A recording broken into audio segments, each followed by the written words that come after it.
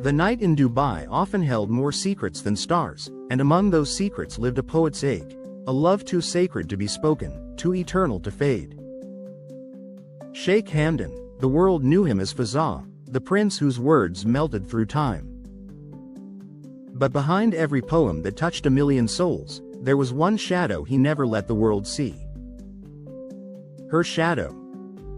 She was not in his life anymore, yet she lived in every verse, every sigh, every heartbeat hidden between his lines. Behind every poem, her shadow still breathed, quietly, eternally. He wrote of sunsets and storms, of falcons and freedom, but every image returned to her, the woman who had once taught his heart to write in silence. To the world, his words were art. To him, they were confessions disguised as poetry. She was the muse he never named, the secret that ink tried but failed to conceal. When he spoke of love, it was her laughter that shaped his metaphors. When he spoke of loss, it was her absence that echoed in the rhythm. Even when he wrote of peace, her memory lingered like a storm just beyond the horizon. They said poetry was his gift, but in truth, it was his wound. He bled beauty so the world could not see the scars.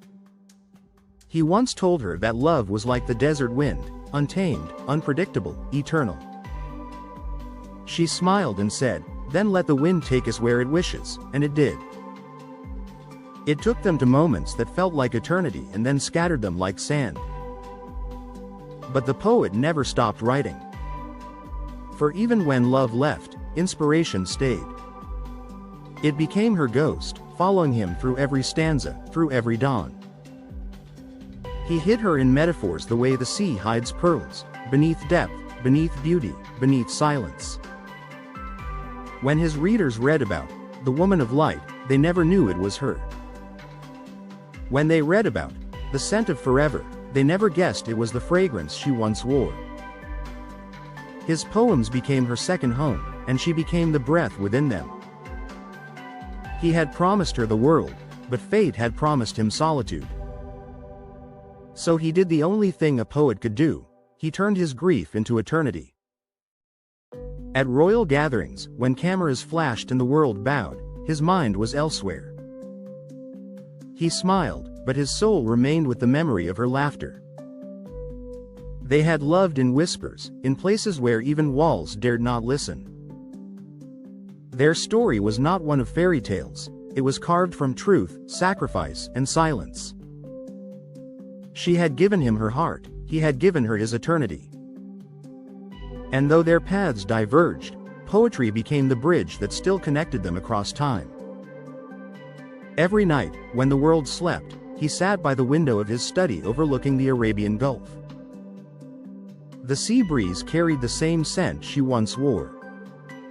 He picked up his pen and began to write, not for fame, not for art, but for her. "If I cannot hold you," he whispered, "then let the words hold what I feel." And so, each poem became a heartbeat, each line a memory, each word a whisper of her name lost in the ink. The world adored Fazza for his compassion, for his courage, for his words, but only a few ever sensed the sorrow beneath the shine. His poetry spoke of beauty, but it was born from loss. She had once told him, "You don't need to write about me, just remember me," yet he couldn't do either separately.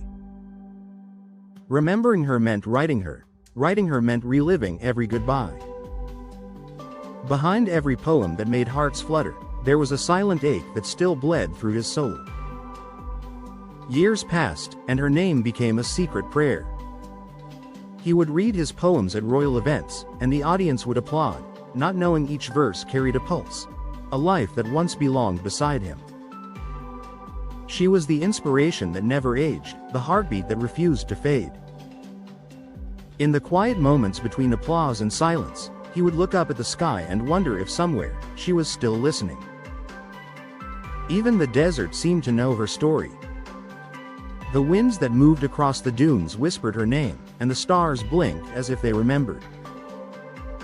The horses he rode carried her essence, the falcons he trained soared like fragments of her spirit. Everything around him became a reflection of what he had lost and yet never truly lost.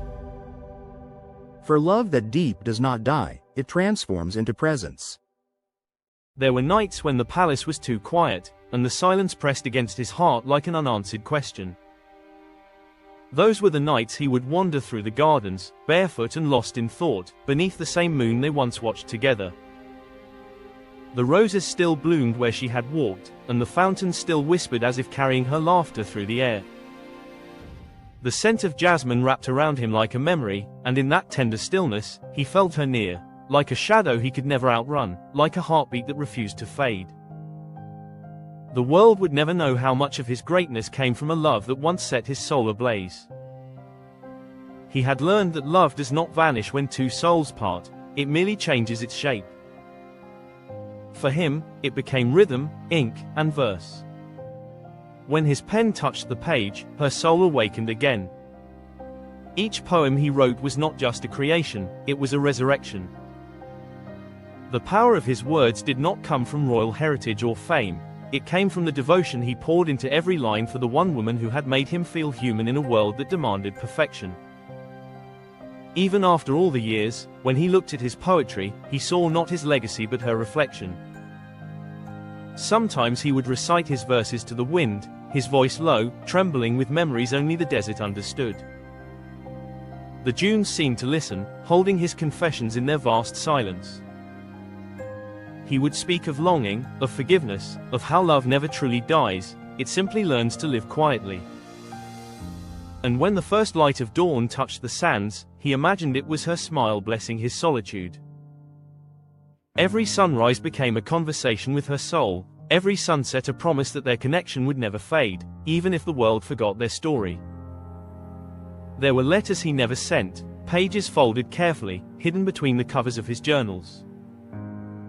In them, he spoke directly to her, telling her how every poem he shared with the world was a secret message meant only for her heart. He wrote of how her presence still lived in the corners of his world, how he still felt her in the rhythm of his breathing, in the quiet hum of the city at night. He told her that the love they had was not meant to be seen, it was meant to be felt, eternal and invisible, like air or prayer. The poets who read his work often wondered where he drew his inspiration from. Some said it was the desert, others said the sea, but the truth was simpler and more painful. It was her absence that fed his brilliance. Her silence was his muse, her memory his melody. She had become the divine ache that shaped his destiny. Behind the elegance of his verses lived the echo of her goodbye, the trace of her touch, the rhythm of her heart that once beat against his. Even when he smiled for